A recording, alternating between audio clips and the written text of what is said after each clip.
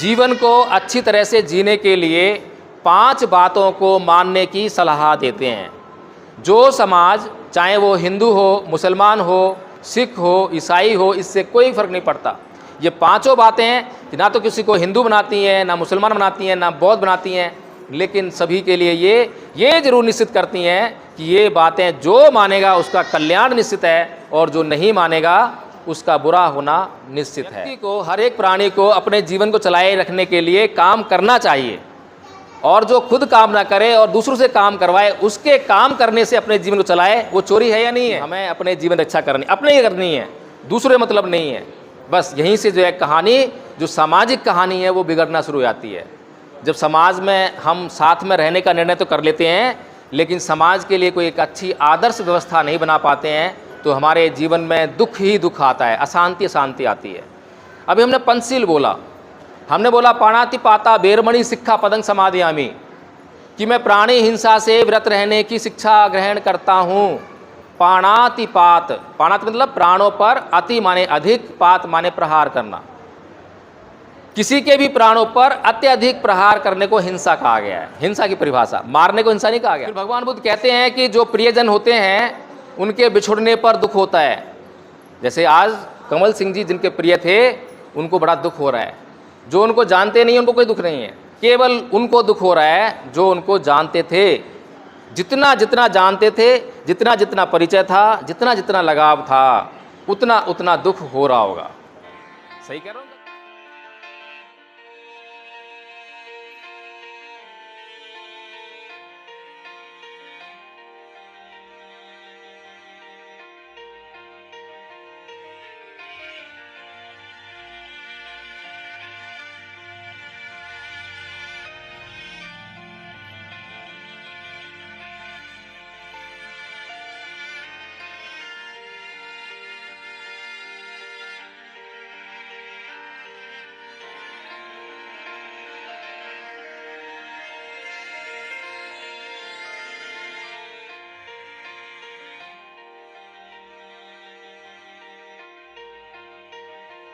धम्मं नमामि संघं नमामि नमो तस्स भगवतो अरहतो सम्मा सम्बुद्धस्स।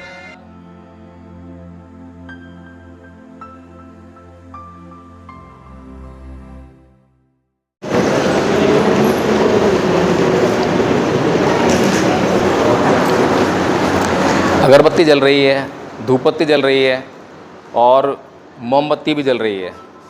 जल रही थी, अब नहीं जल रही है। और ये आपके सामने एक उदाहरण है कि हर एक घटना के पीछे एक कारण होता है। मोमबत्ती जल रही थी जब तक उसके जलने के कारण उपलब्ध थे, जब तक मोमबत्ती जल रही थी। जैसे ही जिन कारणों से मोमबत्ती जल रही थी, वो कारण जब समाप्त हो गए तो मोमबत्ती भी बुझ गई। ऐसा ही है ना? तो हमारी ज़िंदगी में हर एक कार्य जो भी हम करते हैं उसके पीछे कोई ना कोई उद्देश्य होता है, और कोई भी घटना जब हमारे जीवन में घटती है तो उसके पीछे कोई ना कोई कारण अवश्य होता है। तो उन कारणों को या तो हम जानते हैं या हम नहीं जानते हैं। जब हम उन कारणों को नहीं जानते हैं तो कुछ लोग जो स्वार्थी किस्म के लोग होते हैं वो उसका फ़ायदा उठाते हैं और हमें गुमराह भी कर सकते हैं जब हम किसी कारण को नहीं जानते हैं। उदाहरण के लिए, हमारे शरीर में कोई बीमारी हुई, कोई परेशानी हुई, तो हम डॉक्टर के पास गए। डॉक्टर को अगर उस बीमारी का इलाज ठीक ठीक पता है तो वो हमारा इलाज कर देगा। लेकिन अगर हम किसी ऐसे व्यक्ति के पास चले गए जिसको उसका कारण नहीं पता है बीमारी का, और यदि उसने हमें मूर्ख बनाना चाहा तो वो हमें मूर्ख भी बना सकता है। वो हमें कुछ भी खिलाता रहे, पिलाता रहे, और हम उस पर विश्वास करके कि हाँ वो ऐसा कह रहा है, उसकी बात मान लेते हैं। तो इसी प्रकार से ये जो संसार है, संसार के लोग अज्ञानता के कारण, जानकारी के अभाव में, कारण नहीं मालूम है, इसीलिए वहाँ पर डर पैदा हो जाता है। जैसे कि पहल जब हमें जानकारी नहीं थी तो बहुत बारिश हो रही है तो डर लग गया, बहुत बारिश हो रही है, बारिश रुक नहीं रही है, बाढ़ आ गई है, तो फिर हमने किसी को देवता बना लिया, किसी को ईश्वर बना लिया और पूजा शुरू कर दी। तो कुछ लोगों को वहाँ पर जो है कभी बंद हो गई तो विश्वास बैठ गया कि हाँ भाई ऐसा करने से ही बंद हुई है, चाहे वो 1-2 दिन बाद बंद हुई हो। कि कभी जब बिजली आकाश में कौंधी, पता नहीं है कि बिजली क्यों कौंध रही है, कैसे बिजली बनती है, कैसे बिजली जो है कड़कती है, तो हमने उसको भी जो है इसी तरह से देखना शुरू कर दिया। यानी कि जब जब हमें जानकारी नहीं थी तब तब हमारे भीतर डर पैदा हुआ, और जब जब डर पैदा हुआ तो उस डर का फ़ायदा किसी न किसी ने उठाने का जरूर प्रयास किया। तो इस प्रकार से आज हम लोग यहाँ पर आदरणीय कंवल सिंह जी के परित्राण पाठ के लिए इकट्ठा हुए हैं। परित्राण मतलब रक्षा। रक्षा किससे? रक्षा सबसे पहले गलत विचारों से, क्योंकि भगवान बुद्ध कहते हैं कि मनोपुब्बंगमा धम्मा मनोसेठा मनोमया मनसा च पदुत्थेन भासति वा करोति वा ततो नंग दुखमन्वेति चक्कं वै भैतो पदंग। यानी कि मन ही सभी प्रवृत्तियों का अगुवा है, सभी बातें मनोमय हैं, सभी धर्म मनोमय हैं, और जैसा हमारे मन में आएगा वैसे ही व्यवहार में होगा। अगर हम दुखी मन से कोई काम करेंगे तो रिजल्ट उसके अच्छे आने वाले नहीं हैं, और अगर कोई व्यक्ति दुखी मन से कोई कार्य करता है तो दुख उसका उसी प्रकार से पीछा करता है जैसे कि गाड़ी खींचने वाले बैलों के पैरों का गाड़ी के पहिए पीछा करते हैं। समझने वाली बात है। दूसरी गाथा में भगवान बुद्ध कहते हैं मनोपुब्बंगमा धम्मा मनोसेठा मनोमया मनसा च पसनेन भासति वा करोति वा ततो नंग सुखमन्वेति छाया व अनपायनी।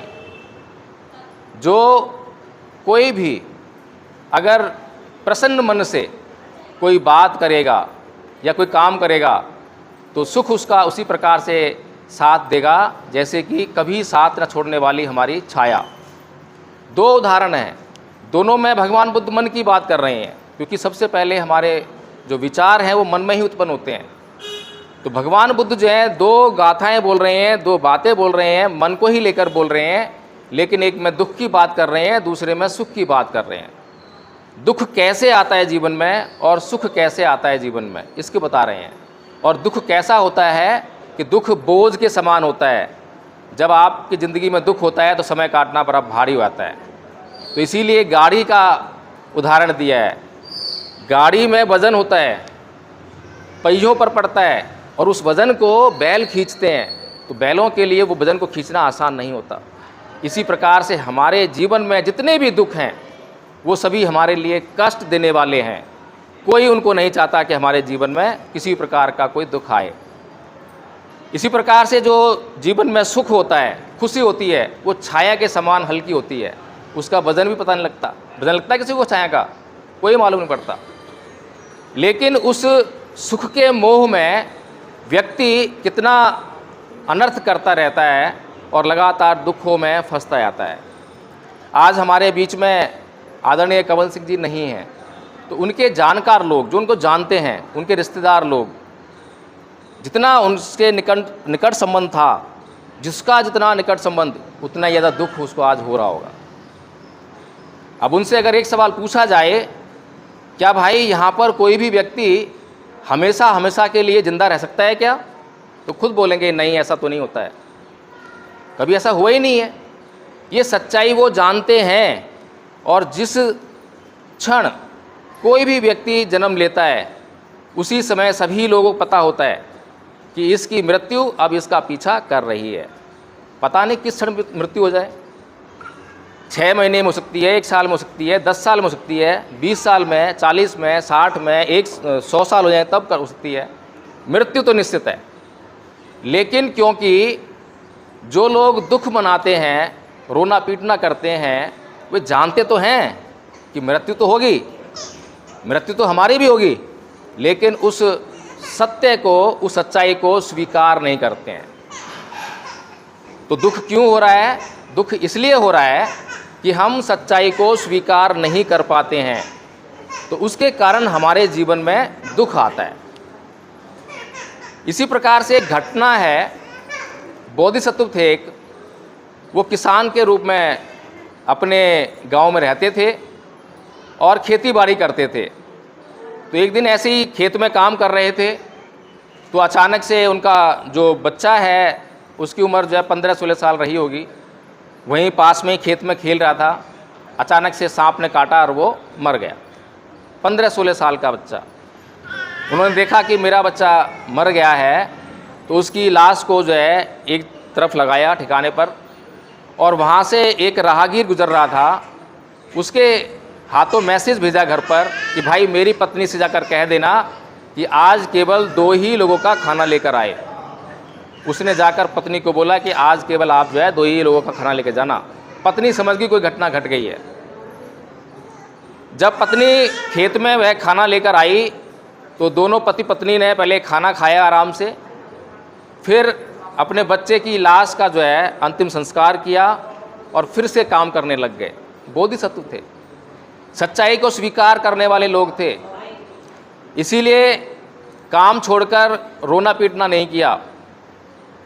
पेट में भूख लगेगी तो भोजन की अवस्था है ही है, अगर आप खाना छोड़ दोगे तो स्वास्थ्य खराब हो जाएगा। ये प्राकृतिक चीज़ें हैं, लेकिन हमने कुछ ऐसी परंपराएं गढ़ ली हैं, ऐसी गलत सलत बातों का अभ्यास कर लिया है कि अगर मृत्यु होने पर कोई रोए ना तो उसको बुरा समझते हैं।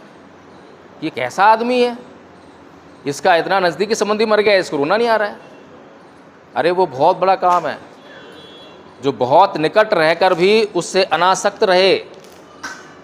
हमारे पूरे जीवन में दुख हमारा किस किस रूप में पीछा करता है। तो भगवान बुद्ध कहते हैं कि जातिपि दुखा, जरापि दुखा, व्याधिपि दुखा, मणामपि दुखा, शोक परिदेव डोमनस्य उपाया सापि दुखा, पियेहि विपयोगो दुखो, अप्येहि संपयोगो दुखा, यम्पि छंगने लभति तम्पि दुखं, संख्यतेन पच्चुपादान खंदापि दुखा। मतलब जन्म लेना दुख है। आज तक किसी को जन्म लेने में आनंद आया हो मुझे नहीं लगता। किसी ने आनंद मनाया है क्या? लोगों ने मनाया होगा, लेकिन जिसने जन्म लिया है उसे कष्ट ही हुआ है। कष्ट ही हुआ है ना। फिर जब जन्म हो गया तो रोग पीछे पड़ गए। कोई ऐसा नहीं है यहाँ पर, चाहे अडानी हो चाहे अंबानी हो, जिसको कभी कोई रोग ना हुआ हो। हर किसी को कभी ना कभी रोग हुआ ही है। फिर बुढ़ापा आता है, वो भी कष्ट देता है। कोई बुढ़ापे में सुख का अनुभव नहीं करता, रोते पीटते हैं, अरे बुढ़ापा आ गया, तमाम बीमारियों को लेकर आया है, अब मैं दुर्बल हो गया हूँ, मैं कुछ कर नहीं सकता हूँ। फिर मृत्यु होती है। मृत्यु में भी आज तक किसी को नहीं देखा जो हंसते हंसते मरा हो, सबको कष्ट होता है। फिर भगवान बुद्ध कहते हैं कि जो प्रियजन होते हैं उनके बिछुड़ने पर दुख होता है। जैसे आज कमल सिंह जी जिनके प्रिय थे, उनको बड़ा दुख हो रहा है। जो उनको जानते नहीं उनको कोई दुख नहीं है, केवल उनको दुख हो रहा है जो उनको जानते थे। जितना जितना जानते थे, जितना जितना परिचय था, जितना जितना लगाव था, उतना उतना दुख हो रहा होगा। सही कह रहा हूँ, गलत कह रहा हूँ? इससे कम नहीं हो रहा होगा जी, इससे कम नहीं हो रहा होगा, इससे ज़्यादा भी नहीं होगा। ये कारण है, दुख का कारण। फिर जिन लोगों को हम नहीं चाहते हैं, जिनसे हम मिलना नहीं चाहते, जिनको हम देखना नहीं चाहते, जब वो हमें दिखाई दे जाएं, हमें मिल जाएं, सुनने को मिल जाएं, उनके शब्द कानों में पड़ जाएं, तो हमें दुख होता है। कोई भी ऐसे लोगों से मिलना चाहता नहीं है। सांप को मूर्ति बनाकर तो पूजना चाहते हैं, लेकिन सांप को ऐसे सांप ने देखना जो है कोई पसंद नहीं करता। दिखाई दे जाए तो अप्रिय है, कोई पसंद नहीं करता, उसको मार ही डालेंगे। जब तक मार न डालें, जब तक ये निश्चित नहीं है कि हम सुरक्षित हो गए हैं। तो कुल मिलाकर यही है कि ये जो आज हम शांति पाठ कर रहे हैं, हमारे जीवन में शांति कब आती है और अशांति कब आती है, जब तक हम इन बातों को नहीं जानेंगे तब तक हम शांति को कैसे पाएंगे।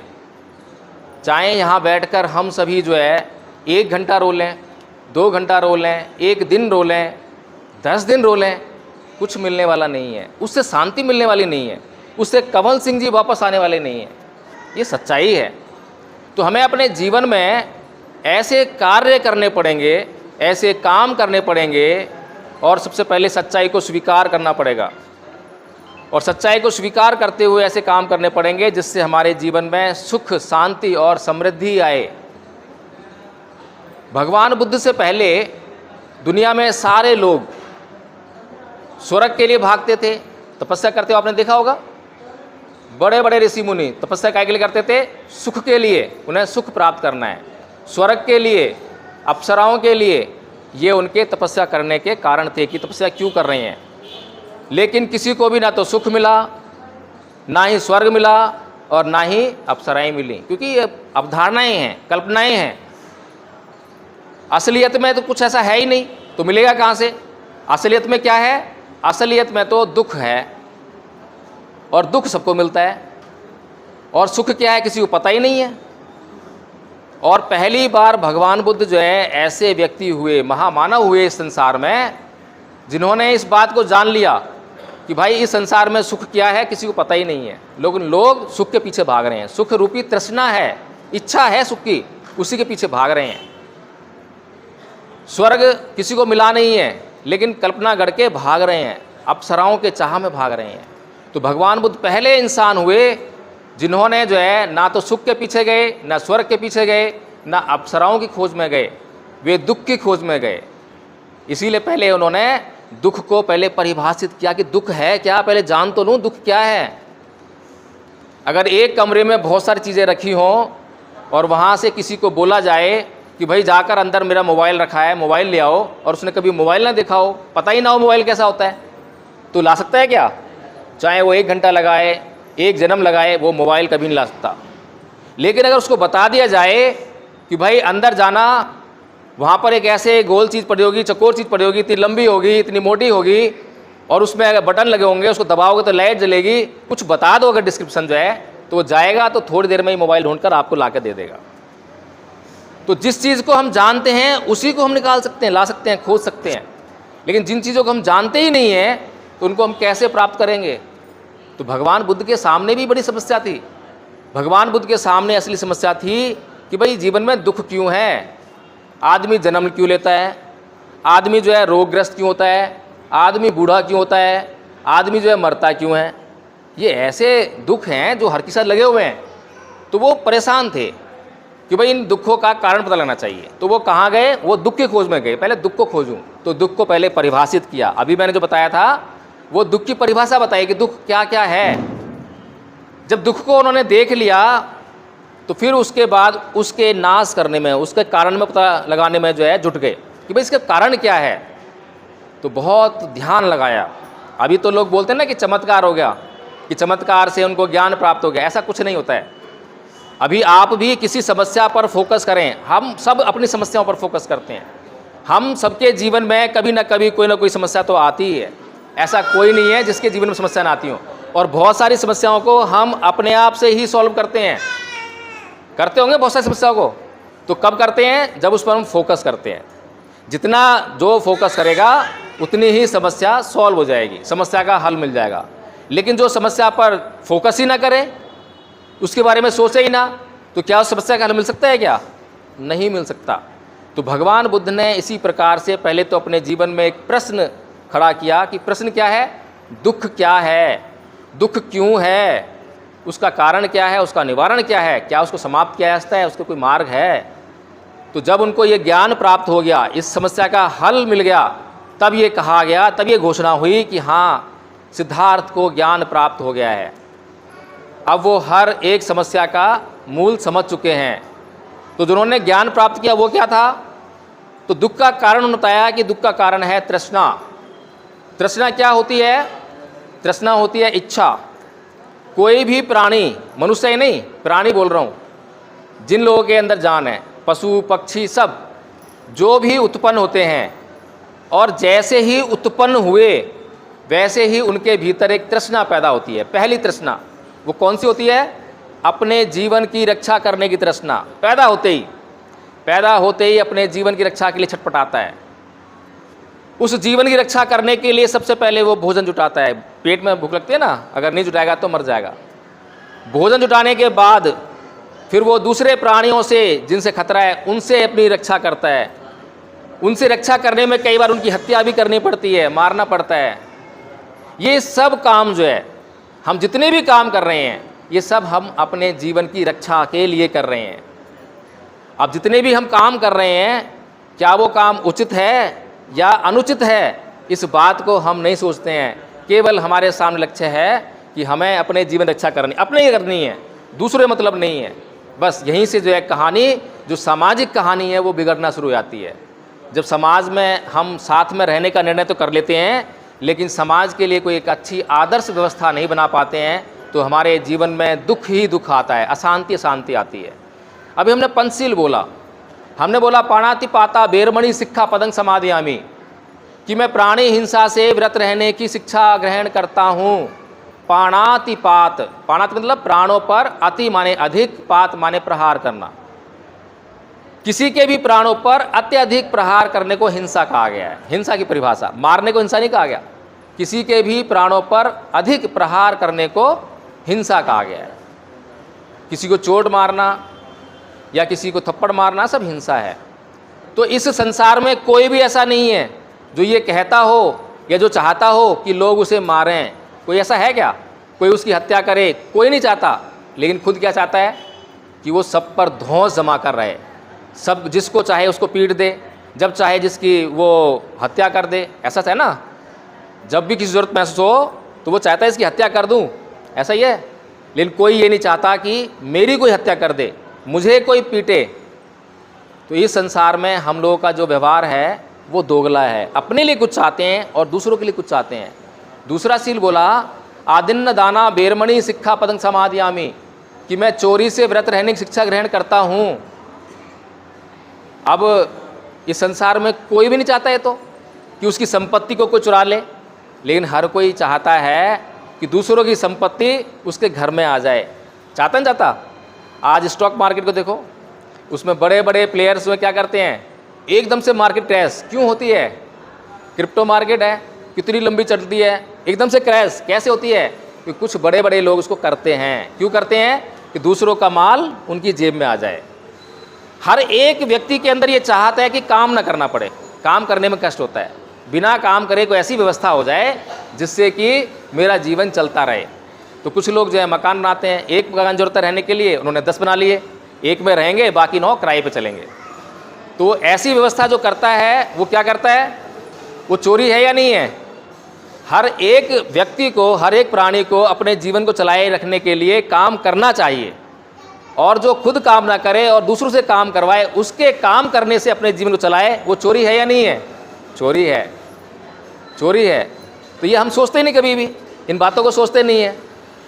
फिर उसके बाद भगवान बुद्ध कहते हैं तीसरे शील में कि कामेषु मिच्छाचारा बेरमणि शिक्षा पदं समादयामि, मैं व्यभिचार नहीं करूँगा। व्यभिचार मतलब एक स्त्री और एक पुरुष।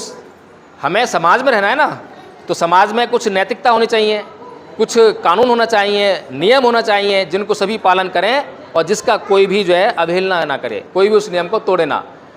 नियम बनेंगे, नियम का सभी पालन करेंगे तो किसी को कोई कष्ट नहीं होने वाला। लेकिन जैसे ही वो नियम टूटता है, वैसे ही जिसके खिलाफ नियम तोड़ा गया है उसको दुख होने लगता है, कष्ट होने लगता है। ऐसे ही एक स्त्री एक पुरुष का जो है समाज ने नियम बनाया कि भाई एक पति और एक पत्नी साथ में रहना चाहिए, उनका परिवार होना चाहिए। लेकिन जब भी कोई स्त्री अन्य पुरुष के प्रति आसक्त हो जाए, या कोई पुरुष अन्य स्त्री के प्रति, अपनी पत्नी अपने पति के अतिरिक्त किसी अन्य पुरुष या महिला के प्रति आसक्त हो जाए, तो उस पत्नी या उस पति को कष्ट होता है। इसीलिए भगवान बुद्ध ने ये नियम बनाया कि मैं व्यभिचार से व्रत रहने की शिक्षा ग्रहण करता हूँ। लेकिन ये विडंबना है, इस संसार में कोई ऐसा आदमी नहीं है, आप में बैठे हुए यहाँ से कोई ऐसा आदमी नहीं मिलेगा, कोई ऐसी महिला नहीं मिलेगी जो ये चाहे कि उसके घर की बहन बेटी बहू से कोई बदतमीजी करे, कोई अनाचार करे। कोई नहीं चाहता। लेकिन फिर अनाचार करने वाले कौन हैं? कहाँ से आ रहे हैं? कहीं बाहर की दुनिया से आ रहे हैं क्या? हम ही लोग तो हैं। अपनी बहन बेटियों की रक्षा करना चाहते हैं, लेकिन दूसरे की बहन बेटियों से अनाचार करना चाहते हैं। ये अनाचार करने की इच्छा है। तो इसलिए ये भगवान बुद्ध ने नियम बनाया, सुंदर नियम है। अगर इसका पालन करेंगे तो समाज में अनाचार रुक जाएगा, सुख शांति अपने आप आने लग जाएगी। फिर चौथे शील में कहा कि मूसा वादा वेरमणि शिक्षा पदं समादयामि, कि मैं झूठ बोलने से व्रत रहने की शिक्षा ग्रहण करता हूँ। झूठ मतलब जो बात जैसी है उसको वैसा ना बोलना, चुगली, निंदा, असत्य, व्यर्थ की बातें, ये इसके अंश हैं। तो इस प्रकार से जब बोलता है कोई भी, झूठ बोलता है, जिससे झूठ बोल रहा है, तो उसको सुख होगा या दुख होगा? दुखी होगा, कष्टकारी है। तो इसलिए हमें जो है अपने लिए तो ऐसा सोचें कि हमसे कोई झूठ ना बोले और दूसरों से हम झूठ बोलते फिरें, हेरा फेरी करते फिरें, तो समस्या उत्पन्न होगी। इसीलिए हमें ये प्रण लेना चाहिए कि हम अपने जीवन में कभी भी झूठ नहीं बोलेंगे, चुगली नहीं करेंगे, निंदा नहीं करेंगे, कभी भी हेरा फेरी नहीं करेंगे। 5वें सील में भगवान बुद्ध कहते हैं, सुरामेर्य मज्ज पमाद ठाना बेरमणि शिक्षा पतंग समाधियामी, कि मैं किसी भी प्रकार के नशे से व्रत रहने की शिक्षा ग्रहण करता हूँ। नशा नहीं करूँगा। क्यों? नशे का तो सभी जानते ही हैं क्या हाल होता है। नशा करने वाले लोगों का क्या हाल होता है, खुद बर्बाद होते हैं, परिवार बर्बाद होता है, समाज परेशान रहता है। तो इतना बड़ा जो परेशानी और दुख का सबब जो है इसलिए है क्योंकि ये शराब जो है उसको तंग कर रही है। इसलिए हमें ये प्रचार प्रसार करना चाहिए कि कोई भी शराब ना पिए, कोई भी किसी तरह का नशा ना करे, गुटखा, पान, तम्बाकू। फिर एक चीज़ और है, प्रमाद। ये प्रमाद बहुत महत्वपूर्ण है। प्रमाद, हिंदी में प्रमाद। प्रमाद क्या होता है? आलस करना। मुझे कोई काम करने के लिए जो करना चाहिए मैं उसको करने में आलस बरतता हूँ। मुझे 9 बजे उठकर जो है ड्यूटी जाना चाहिए, लेकिन मैं उठ ही लेट रहा हूँ, तो ड्यूटी लेट पहुँचूँगा, काम खराब हो जाएगा। और जो लोग नियम से 9 बजे अगर ऑफिस पहुँचना है तो 7 बजे उठेंगे, 6 बजे उठेंगे, 5 बजे उठेंगे। ऐसे ही हमारे जो छात्र हैं, बच्चे जो हैं, उनके ऊपर जिम्मेदारी होती है पढ़ने की, लेकिन वो आलस, प्रमाद करते हैं। जो करना चाहिए वो नहीं करेंगे। सुबह टाइम से उठना चाहिए, नहीं उठते हैं, लेट उठेंगे। फिर जो 5 बजे उठना चाहिए, अगर उठ रहे हैं 8 बजे, तो 3 घंटे टाइम खराब हो गया उनका। ऐसे ही टीवी देखने पर अपना टाइम खराब कर रहे हैं क्योंकि वहाँ आसक्ति लग गई। ये सारा प्रमाद है, मनोरंजन में लग जाना। तो इस तरह से भगवान बुद्ध जो है जीवन को अच्छी तरह से जीने के लिए 5 बातों को मानने की सलाह देते हैं। जो समाज, चाहे वो हिंदू हो, मुसलमान हो, सिख हो, ईसाई हो, इससे कोई फ़र्क नहीं पड़ता। ये 5 बातें हैं कि ना तो किसी को हिंदू बनाती हैं, ना मुसलमान बनाती हैं, ना बौद्ध बनाती हैं, लेकिन सभी के लिए ये जरूर निश्चित करती हैं कि ये बातें जो मानेगा उसका कल्याण निश्चित है और जो नहीं मानेगा उसका बुरा होना निश्चित है। तो एक बात और बता के जो मैं ख़त्म करता हूँ कि केवल भगवान बुद्ध ऐसे हैं जो प्रश्न करने के लिए कहते हैं। भगवान बुद्ध के अलावा कोई भी किसी भी धर्म को मानने वाला हो, किसी धर्म का शास्त्रा हो, चाहे वो पैगंबर हो, चाहे वो ईसा मसीह हो, कोई भी जो आपको प्रश्न करने के लिए नहीं कहता। केवल भगवान बुद्ध कहते हैं कि मेरी शरण में आने मात्र से कोई फ़ायदा नहीं है। मेरी शरण में आने से पहले प्रश्न करके पहले जांच कर लो कि जो मैं मार्ग बता रहा हूँ, जो बात कह रहा हूँ, वो सही है या नहीं है। जो हमने बातें बताई अगर वो सही हैं तो आप मान ही लोगे। अगर आपके कल्याण के लिए ज़रूरत की बातें हैं तो कैसे इनकार करोगे? और अगर आपके काम की नहीं है तो चाहे कोई किसी भी पैकेट में डाल के दे आपको बातें, जो है आप उसको कभी भी नहीं लोगे। तो इसीलिए भगवान बुद्ध का धम्म जो है सधम्म है, वह आपको उचित मार्ग दिखाता है। इसीलिए जो है आदरणीय नीरज जी हमारे साथ में बैठे हुए हैं, उन्होंने इस मार्ग को चुना है। बाबा साहेब जो कि दुनिया के सबसे पढ़े लिखे व्यक्ति थे, जिनको किसी ने चैलेंज नहीं किया, उन्होंने ये मार्ग हम लोगों को दिखाया। तो हमारा ये कर्तव्य बनता है कि हम उनका अनुसरण करते हुए इस मार्ग पर चलने का जितना संभव हो सके उतना चलने का प्रयास करें। यहाँ इस मार्ग में कोई रीति रिवाज, कोई परंपरा, कोई भी इस तरह का उटपटांग रास्ता नहीं है जिससे हमें चलने में जो है कष्ट का अनुभव हो। सभी को जय भीम, नमो बुद्धाय। अब एक एक करके जो है आप आदरांजलि कर सकते हैं, पुष्प रास्ते हैं।